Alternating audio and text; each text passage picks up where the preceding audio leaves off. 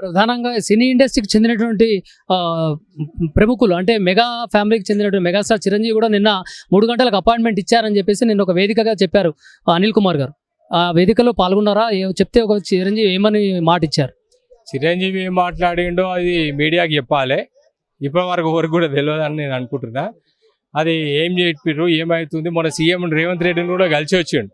అది ప్రజలకు చెప్పాలి. ఇంకా 17 రోజులు అవుతున్నది. ఇంకా ఇప్పుడు మీరు చెప్పకపోతే అది బర్నింగ్ ఇష్యూ అవుతుంది సార్. దయచేసి బర్నింగ్ ఇష్యూ కావద్దు. మొత్తం పెద్ద ఎత్తున ఉవ్వనే ఎత్తుతుంది. ఇది మామూలుగా ఉండదు ఇష్యూ. ప్రతి ఒక్క రాజకీయ పార్టీ వ్యక్తులను కలుస్తాము. కాంగ్రెస్ కానీ ఏది మన బీజేపీ కానీ టీఆర్ఎస్ కానీ టీడీపీని కానీ ప్రతి ఒక్కరిని కూడా మా తెలంగాణ సినిమా వేదిక జై తెలంగాణ ఫిలిం జేసీ నుంచి మేము ప్రతి ఒక్క లీడర్ని కలుస్తాము. ఇది ప్రజాక్షేత్రంలో ప్రజలను అందరినీ కలుపుకొని పెద్ద ఎత్తున ఉద్యమం కూడా చేపడతాము.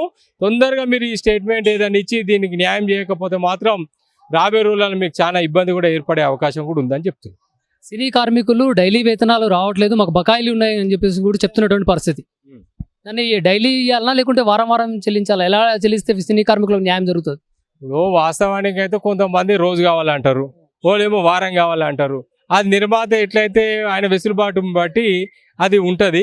దీనికి ఎందుకంటే అది గవర్నమెంట్ కంట్రోల్లో అయితే ఉండదు నాకు తెలిసి అయితే. ఎందుకంటే ఒక సినిమా నేను తీస్తున్నాను అనుకో, నా కార్మికులకి నేను డైలీ ఇవ్వాలా, వారం లెక్కలు చూసాను. నాకైతే తెలిసే వారం వారం ఇచ్చినా కానీ పర్వాలేదు. ఎందుకంటే ఆయనకు ఒక బిజీ షెడ్యూల్స్లో వాళ్ళు ఉంటారు కాబట్టి వారం వారము మనకి ఎంత బడ్జెట్ వచ్చింది, ఎంత ఏమొచ్చింది, దేని కథ మన లెక్కలన్నీ ఉంటాయి అలా. కానీ కరెక్ట్ ఇవ్వాలి. ఇవ్వకుండా చాలా బకాయిలు కూడా ఉన్నాయని కూడా రిపోర్ట్ ఉన్నది. చాలా కొడుకులు ఏం చేస్తారు, అక్కడ ఇక్కడ మేము కట్టినామని చెప్తారు కానీ ఎవరు పైసలు కట్టరు. మళ్ళీ మొత్తం కార్మికుల రోడ్ల మీద పడతారు. కబడ్దారి చెప్తున్నాయి, చాలా పెద్ద ఇష్యూ అవుతుంది. ఇన్ని రోజులు ఒక ఎత్తు, మళ్ళీ తెలంగాణ ఉద్యమం ఎట్లయితే జరిగిందో సినిమా ఇండస్ట్రీలో మరొక ఉద్యమం అవుతుంది. మొన్ననే తెలుగు ఫిలిం ఛాంబర్లో మొత్తం అల్లకల్లోలం చేసిరు మా వాళ్ళు. ఎందుకు చేసిరు? అలా ఫోటోలు ఉండయి,